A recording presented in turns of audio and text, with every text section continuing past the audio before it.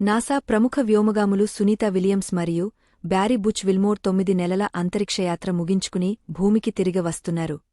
వారి ప్రయాణం ఎలా ఉంటుందో ముఖ్యమైన విషయాలు ఇప్పుడు తెలుసుకుందాం.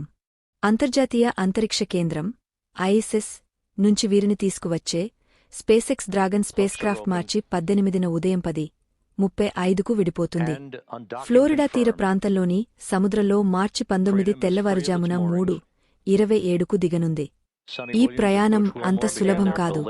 1600 సెల్సియస్ వేడిని తట్టుకుని భూమి గురుత్వాకర్షణం కంటే నాలుగింతల అధిక జీఫర్స్ను ఎదుర్కొంటూ చివరికి 4 పెద్ద పారాచుట్లు తెరుచుకుని సముద్రంలో ల్యాండ్ అవ్వాల్సి ఉంటుంది. సునీతా విలియమ్స్ గురించి చెప్పాలంటే ఆమె 58 ఏళ్ల వయసులోనూ అంతరిక్షయాత్రను కొనసాగస్తున్నారు. ఇంతకుముందు 2 మిషన్లలో 322 రోజులు స్పేస్లో గడిపారు. 9 స్పేస్వాక్లతో రికార్డు సృష్టించారు. ఇక బుచ్ విల్మోర్ 61 ఏళ్ల అనుభవం గల వ్యోమగామి. అమెరికా నేవీలో పైలట్గా, ఆఫీసర్గా పనిచేసిన ఆయన స్పేస్లో ఇప్పటివరకు 178 రోజులు గడిపారు. వాతావరణ పరిస్థితులు అనుకూలిస్తే ఇవాళ రాత్రి భూమికి తిరిగివచ్చే వీరి ప్రయాణాన్ని నాసా లైవ్ కవరేజ్ అందించనుంది. ప్రపంచమంతా వీరి రాక కోసం ఆసక్తిగా ఎదురుచూస్తోంది.